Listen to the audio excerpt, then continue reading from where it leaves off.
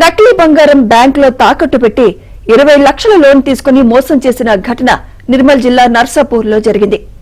ఎస్బీఐలో బంగారం నాణ్యత తనిఖీ చేసే వ్యక్తి 12 మంది స్నేహితుల పేరిట నకిలీ బంగారం తాకట్టు పెట్టి 20 లక్షల రూపాయల వరకు రుణం తీసుకున్నాడు. ఆ తర్వాత ఎస్బీఐ గోల్డ్ ఆడిటింగ్ లో నకిలీ బంగారం ఉదంతం బయటపడింది. నిందితుడి నుంచి నగదు రికవరీకి బ్యాంక్ అధికారులు యత్నిస్తున్నారు.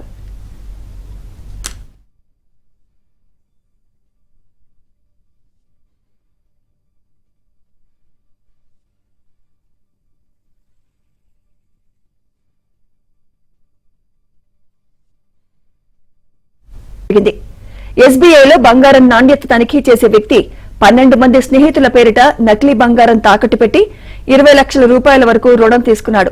ఆ తర్వాత ఎస్బీఐ గోల్డ్ ఆడిటింగ్ లో నకిలీ బంగారం ఉదంతం బయటపడింది. నిందితుడి నుంచి నగదు రికవరీకి బ్యాంక్ అధికారులు యత్నిస్తున్నారు.